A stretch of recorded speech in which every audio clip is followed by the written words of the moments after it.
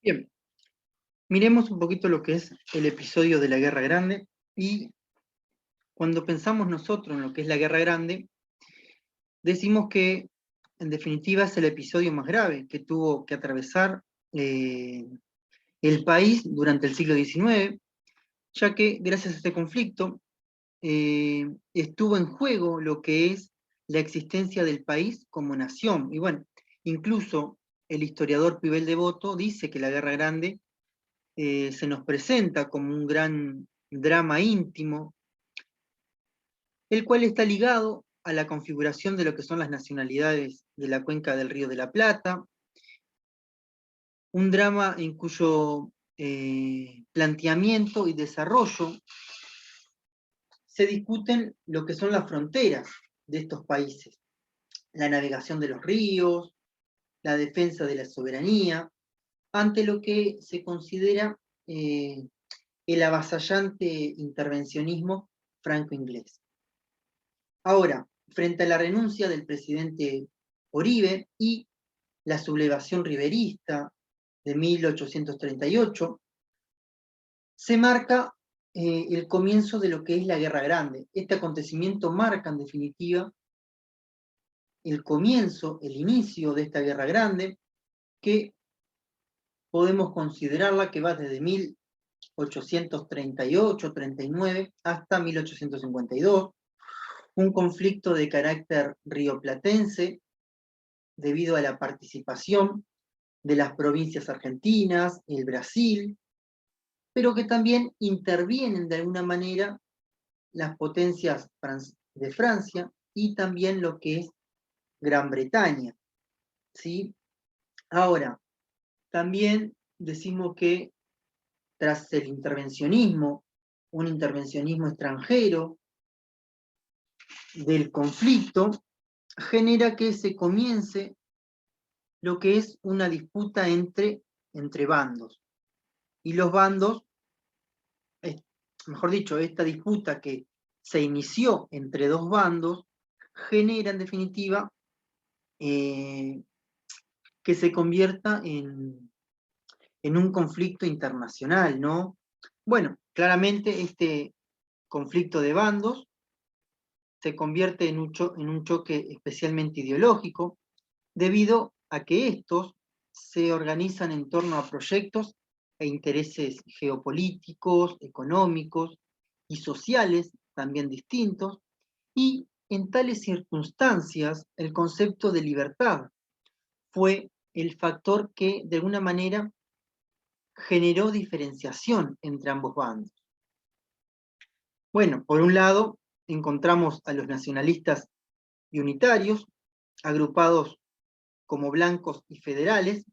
En los federales encontramos también a lo que es el apoyo de Rosas, y en el otro encontramos lo que son las tendencias liberales y extranjerizantes, agrupados en los colorados y los unitarios.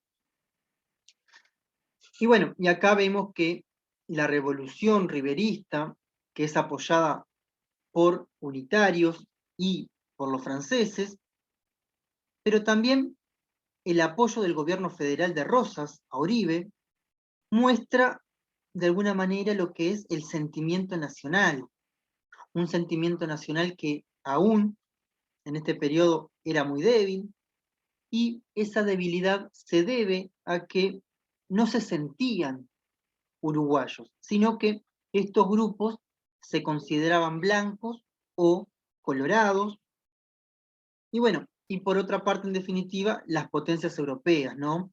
Estas potencias europeas que están en busca de nuevos mercados, mercados que en definitiva pretende o buscan la expansión de la economía, y quizás también podemos hablar que buscan una expansión política fuera de Europa.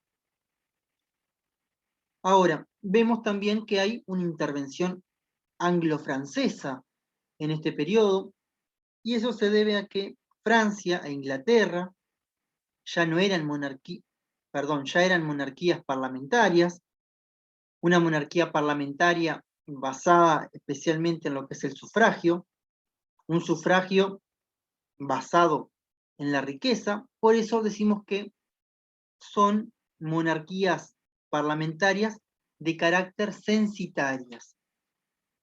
Ahora, también, ¿no? El fin, podríamos decir que el fin del liberalismo europeo era el respeto por los derechos políticos del hombre, derechos basados especialmente en lo que es la libertad de palabra, la libertad de expresión, la libertad de prensa, reunión, asociación, para la cual era indispensable de alguna manera la construcción de una constitución.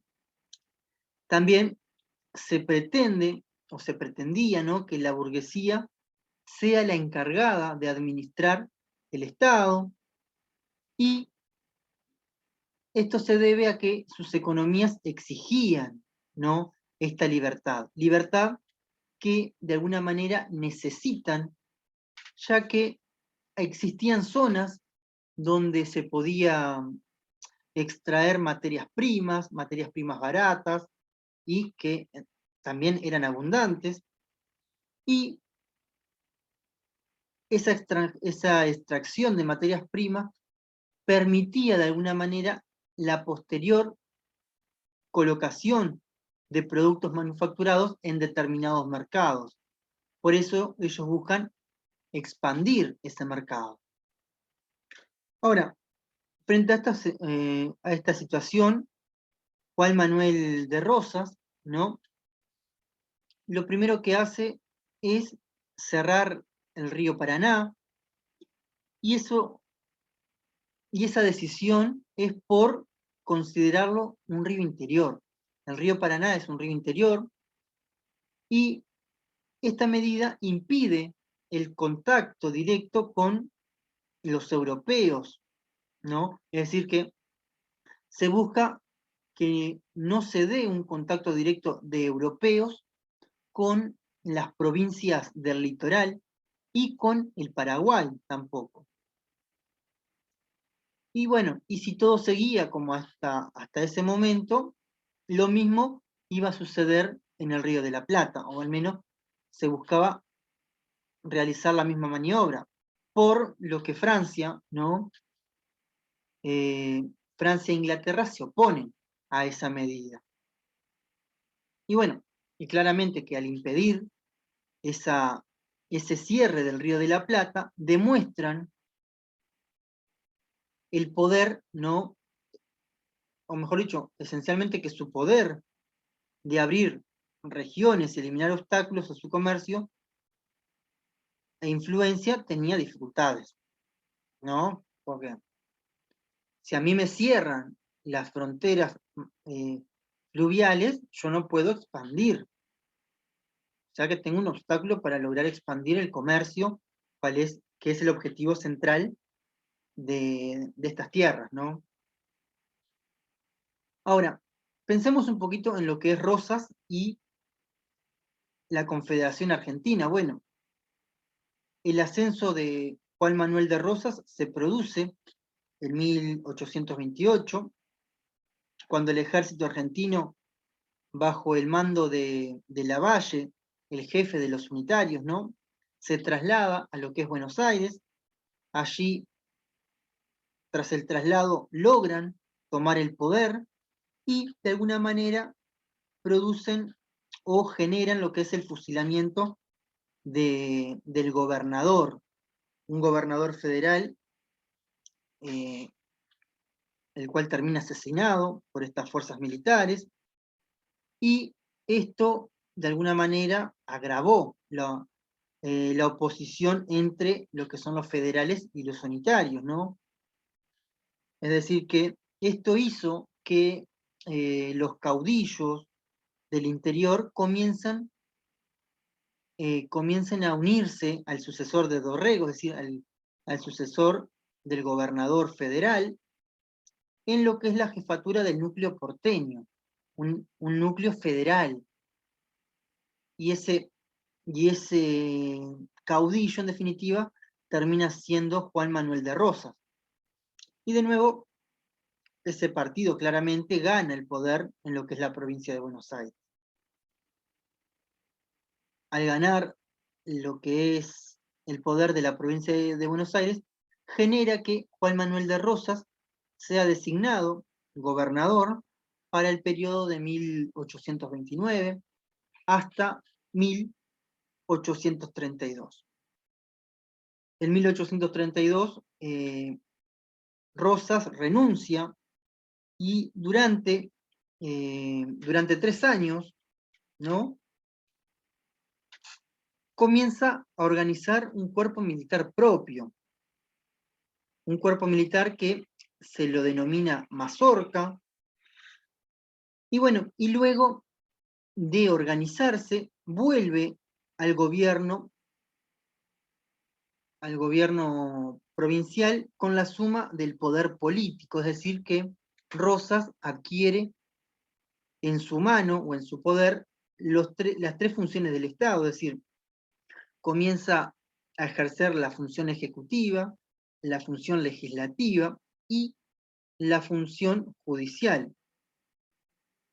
Y bueno, y con esto también genera que con el cargo comienza a dirigir lo que son las relaciones internacionales de la Confederación Argentina.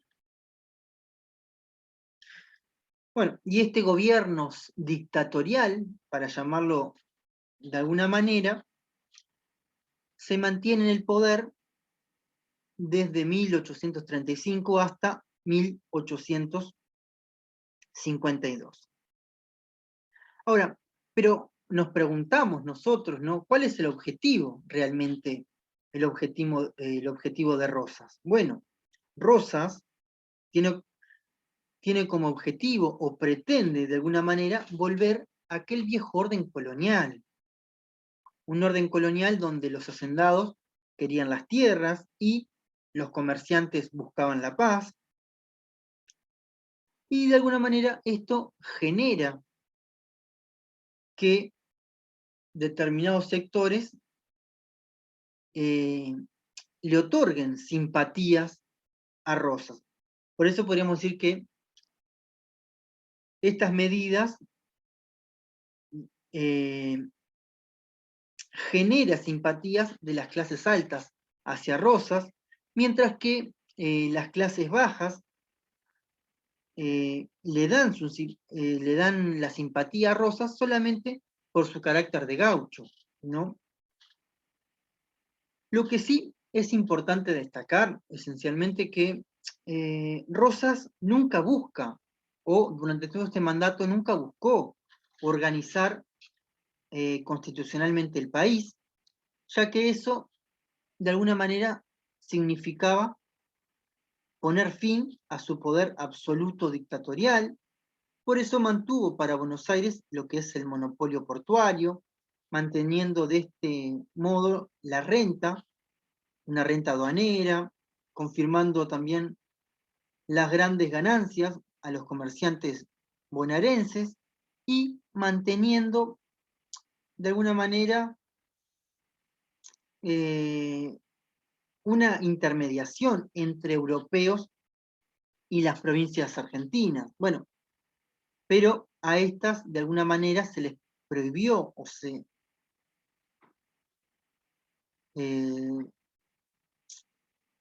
no se les prohibió, se les permite lo que es una cierta autonomía.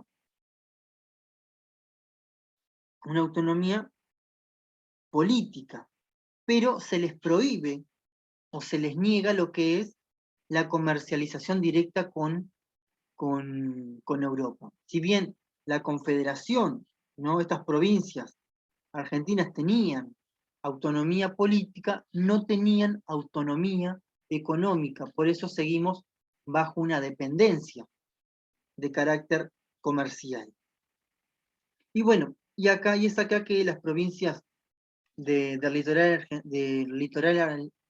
litoral argentino, por ejemplo, Entre Ríos, Corrientes, Santa Fe, no aceptaban la dependencia y se resisten de alguna manera a lo que son las intervenciones europeas. Intervenciones que afianzó la dependencia, que afianzó de alguna manera esta independencia política de lo que es la Confederación y refuerza el surgimiento de la conciencia nacional en esta región. Ahora, podríamos mirar quizás acá alguna de las etapas de lo que es la Guerra Grande. Y esta Guerra Grande tiene una serie de etapas que en definitiva permiten entender todo el proceso que se da desde el 39 hasta el 52. En una de las etapas podríamos de alguna manera encontrar lo que es la alianza que se produce entre Rosas. Rivera es elegido por la Asamblea General en Montevideo presidente de la República y de alguna manera sus aliados presionaban para que le declare lo que es la Guerra Rosas, cosa que se hace en 1839. Se le declara la Guerra Rosas y de esta manera se inicia o se comienza lo que es la Guerra Grande. Claro, vemos que al principio Rivera está en desacuerdo con los aliados, es decir, los emigrados unitarios y la escuadra francesa. Inclusive, busca un acercamiento con Rosas, pero Rosas le niega ese acercamiento y es por eso que en este mismo año el ejército de Entre Ríos invade lo que es el estado oriental, pero su invasión es frustrada debido a que Rivera logra vencerlo en lo que es la batalla de Cagancha. Una batalla de Cagancha que se produce el 29 de diciembre de 1839. Y bueno, y este conflicto de alguna manera lo que hace es trasladar al territorio de la Confederación Argentina por un lapso aproximadamente de 3 años, un periodo de paz relativa, ¿no? Pero esta paz que es relativa genera o sirve de alguna manera para mejorar lo que es la economía de nuestro país, ¿no? Y bueno, y acá vemos que también entre el 40 y el 41, Oribe, que es el jefe del ejército de la Confederación, vence en varias oportunidades a lo que es el ejército unitario y el 6 de diciembre de 1842 se enfrenta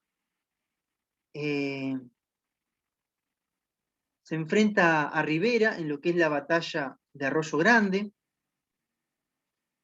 y termina venciendo. No solamente vence a Rivera, sino que también vence a los aliados de Rivera.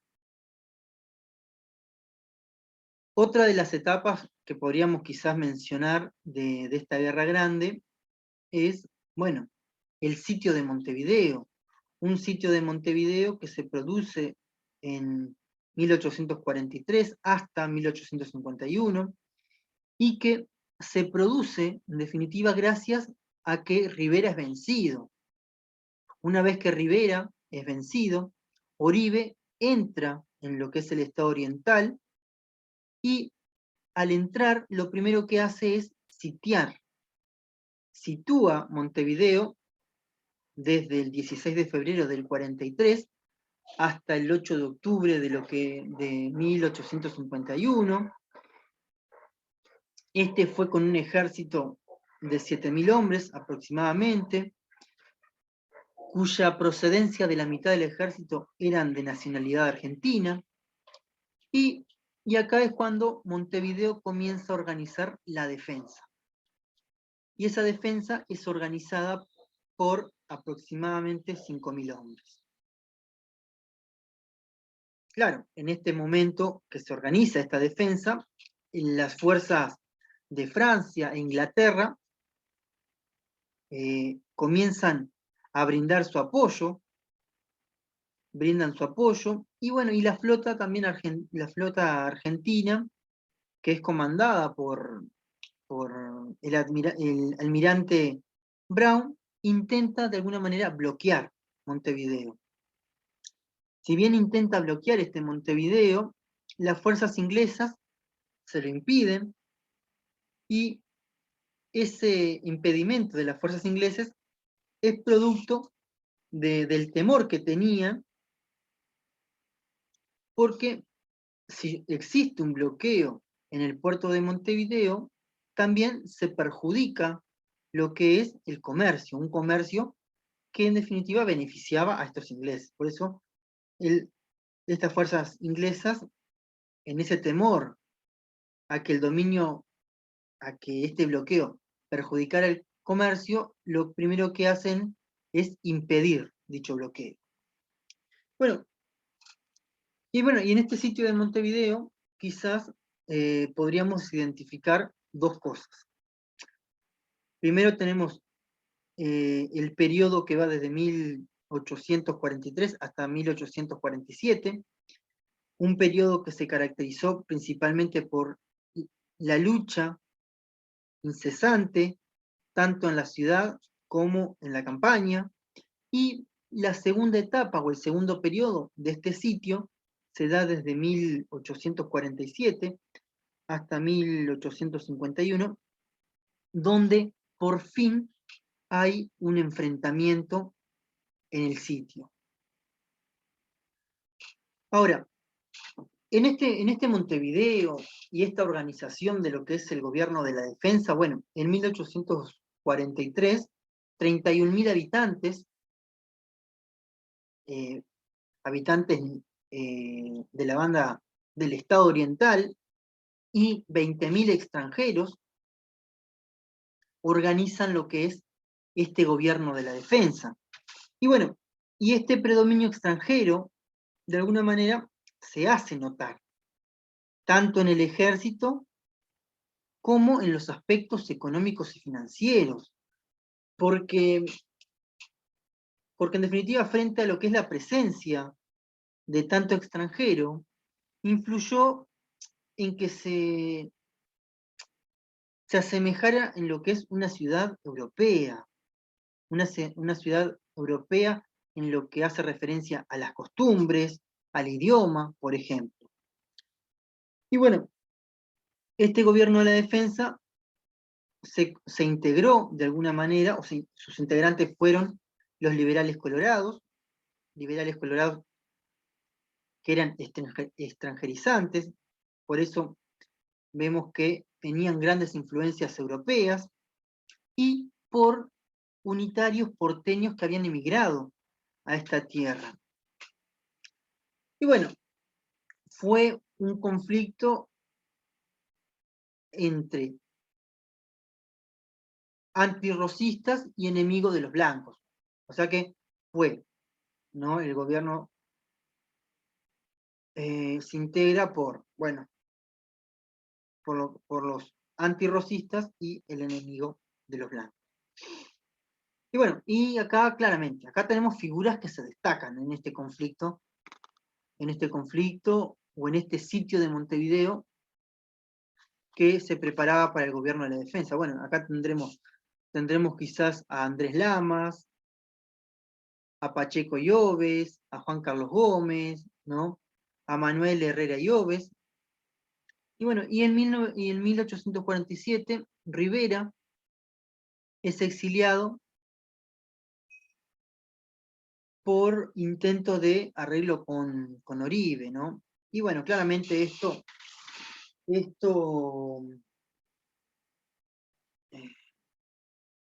genera un nuevo Partido Colorado, un Partido Colorado que en definitiva se convirtió en un partido urbano, un partido de carácter liberal, extranjerizante, y que mostraba claramente lo que es su simpatía o su admiración a lo que es Europa. Y claro, y acá el gobierno de la defensa, que estuvo integrado de alguna manera, por un poder ejecutivo en manos de Joaquín Suárez y por un poder legislativo que, disuelto en 1846, al no poder realizarse lo que eran las elecciones, es sustituido por una asamblea de notables y un consejo de Estado de asesores del Ejecutivo. Bueno, y por otro lado, nosotros tenemos también lo que, de un lado teníamos lo que era Montevideo y el gobierno de la defensa, pero también tenemos por el otro lado lo que es la campaña y la figura de Oribe, ¿no? Recordemos que Oribe pertenece a lo que es el Partido Blanco, y este Partido Blanco establece, con Oribe a la cabeza, su sede de gobierno en lo que es el Cerrito. Bueno, el Cerrito de la Victoria es la sede central de este gobierno.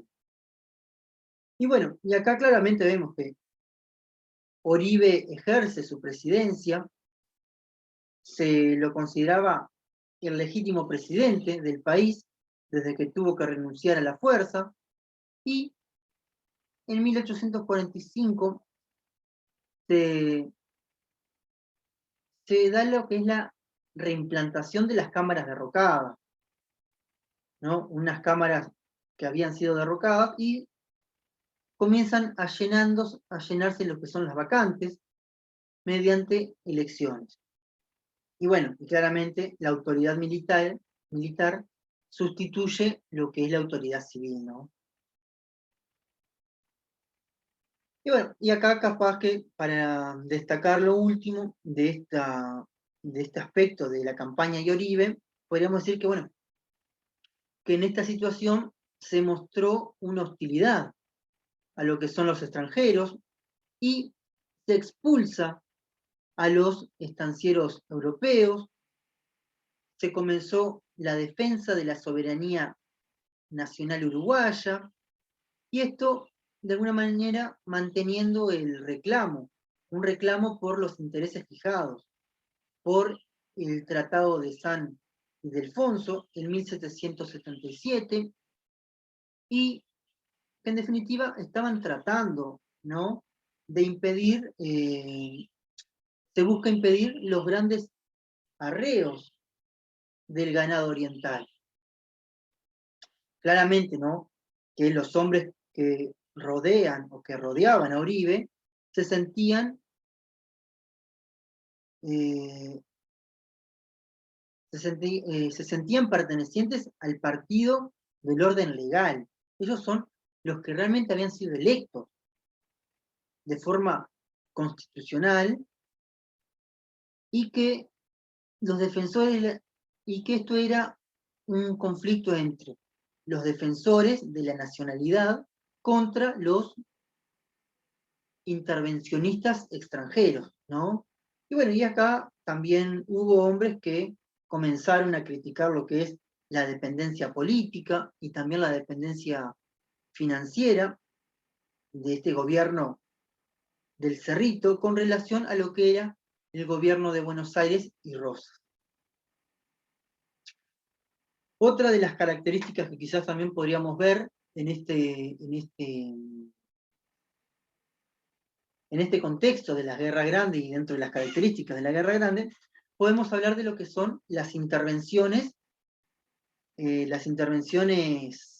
europeas, intervenciones que se producen esencialmente entre 1845 y 1850. Claramente vemos que ya desde 1843 el gobierno de la defensa envía una misión a Europa. Esa misión tenía como objetivo obtener la intervención inglesa. Dicha intervención de alguna manera fracasa.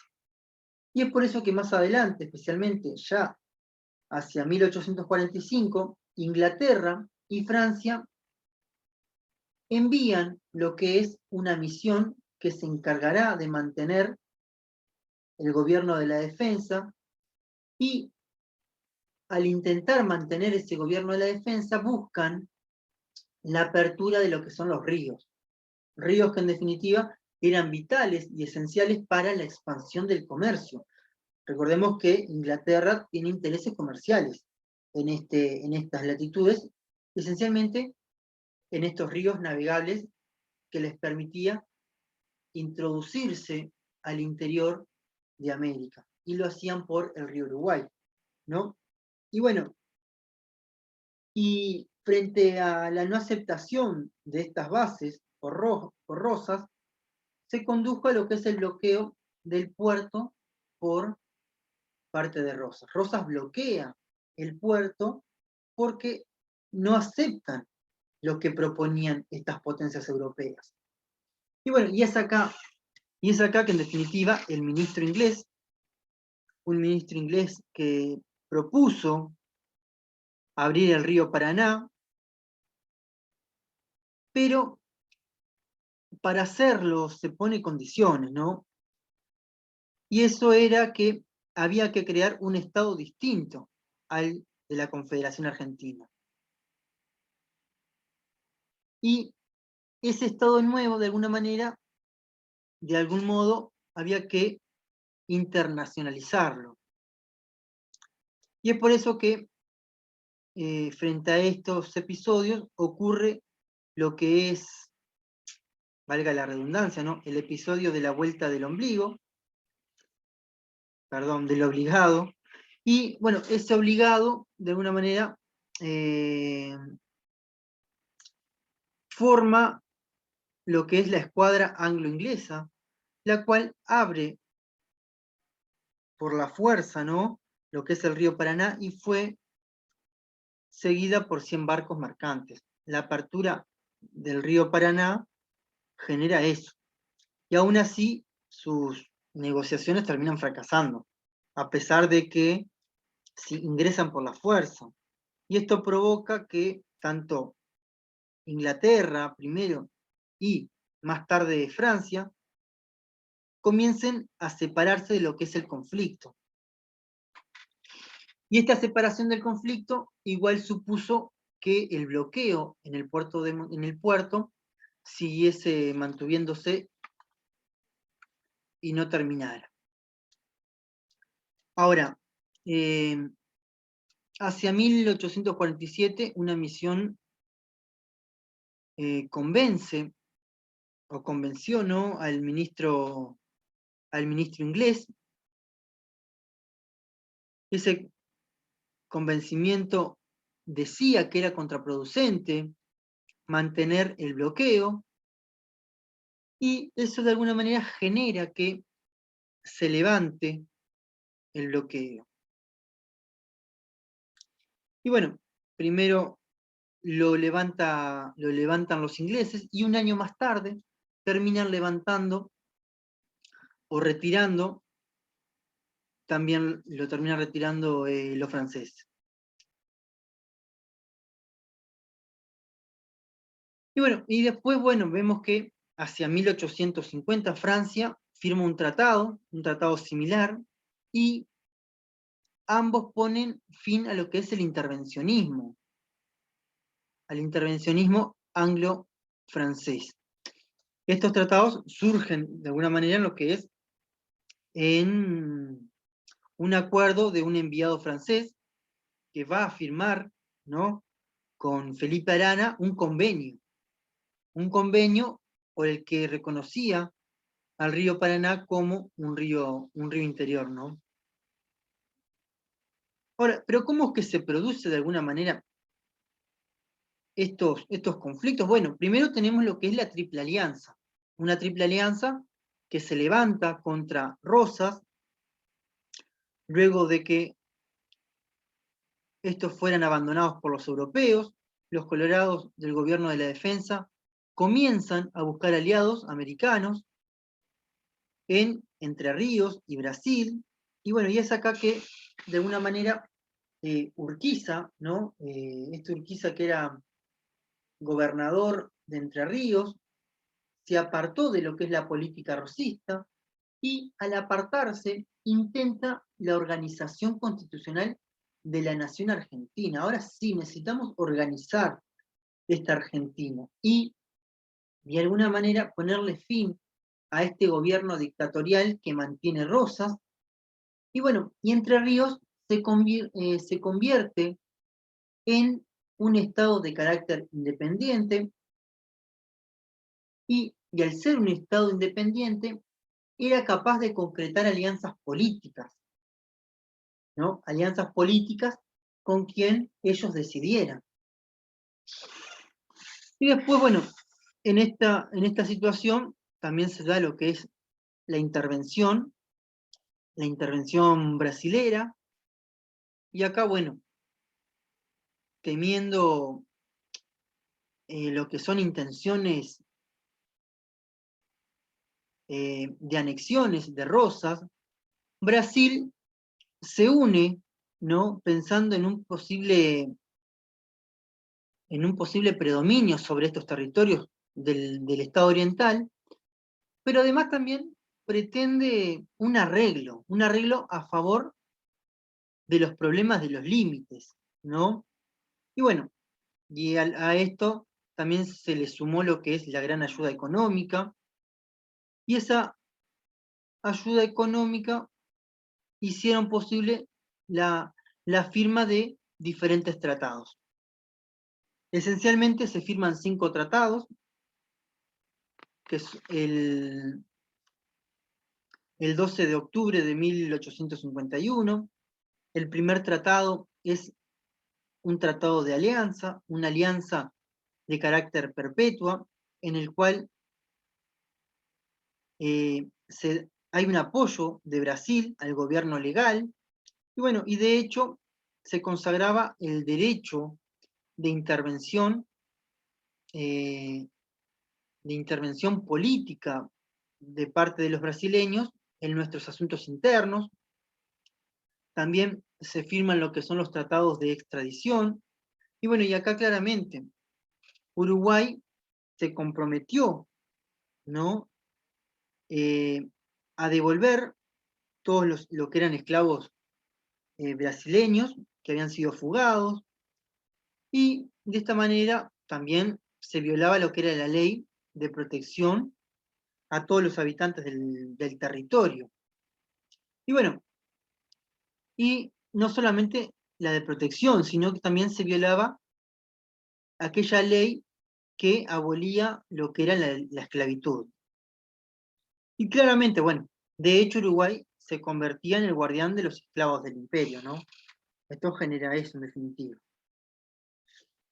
Después también se firma lo que es el Tratado de Pretensión de Socorros, donde el gobierno brasileño se comprometía a otorgar un subsidio mensual de 60.000 patacones al gobierno de la defensa, y para ello afectaba todas las rentas uruguayas. No solamente las rentas, sino que especialmente se afecta lo que es las barreras aduaneras que se imponían durante este periodo. Y de este modo también se hipotecaba la única entrada del gobierno uruguayo. Y bueno, y se dependía ahora del brasilero para la subsistencia oriental. Después, otro de los tratados que sí o sí, y son otro de los tratados más importantes, es el Tratado de Comercio y de Navegación. Con este tratado, de alguna manera, se declaraba común la navegación del río Uruguay, y no solamente el río Uruguay, sino que también los afluentes. Por un tiempo de 10 años se mantenía lo que es el libre del derecho del consumo del tasajo que se enviaba por la frontera terrestre de Río Grande. Y bueno, y es acá que en compensación Uruguay debía abolir los derechos que él cobrase, ¿no? por por la explotación del ganado en pie para aquella provincia. Incluso Uruguay se convertía ahora con este tratado en la reserva ganadera del imperio. Y esa reserva ganadera hacia el imperio de Brasil, de alguna manera perjudica lo que es la industria saladera, ¿no?, oriental, al exportar ganado hacia Brasil, ¿no? Porque si yo exporto ganado en pie hacia el Brasil, yo ponía en juego lo que era la industria saladera. Y bueno, y después podríamos destacar también lo que es el Tratado de los Límites. Este Tratado de Límites, de alguna manera, fija hacia el norte el límite que se establecía en el río Cuarén y se le concedía, de alguna manera, a Brasil la navegación exclusiva de lo que es la laguna Merín y el río Yaguarón. Y además se le concedía 2 medias leguas de terreno sobre lo que es el río Cebollatí y el Tacuarí, ¿no? Claramente que este tratado de límites significaba lo que era la renuncia definitiva a lo que eran los territorios de las misiones orientales, que según el tratado de Ildefonso de 1777, eran posesiones de los españoles, eran territorios españoles, pero el tratado genera que se pierdan esos territorios a favor de Brasil. Y bueno, y es acá que, en definitiva, el 29 de mayo del 51, Brasil, el gobierno de la defensa y también Entre Ríos, firman lo que es el tratado de triple alianza contra Juan Manuel de Rosas. Claro, pero necesitábamos sí o sí todos estos tratados para llegar a un acuerdo de unión para ir en contra de este dictador, en definitiva. Ahora, pero también podemos establecer que, dentro de las características, ¿no?, que hay un periodo donde se produce o se establece lo que es la paz, un periodo de paz entre lo que son los orientales, ¿no? Y esto se debe a un acuerdo, ¿no?, que se da en julio del 51, donde el ejército de Urquiza invade lo que es el territorio nacional y frente a estas invasiones, las fuerzas de Oribe no combaten. Y no combaten porque el medio rural estaba destruido, la intervención europea de alguna manera había cesado y la invasión venía de lo que eran los ex aliados de Oribe, ¿no? Y bueno, y gracias a su habilidad, de alguna manera Urquiza negoció un estilo de paz que de alguna manera concedía mucho más de lo que se esperaba, ¿no? De lo que se esperaba del Partido Blanco, un Partido Blanco que en definitiva estaba en guerra constante con el gobierno de la ciudad. Por eso acá también aparece lo que es esa división clarísima entre conflicto blanco-colorado o conflicto entre lo que es campaña y ciudad.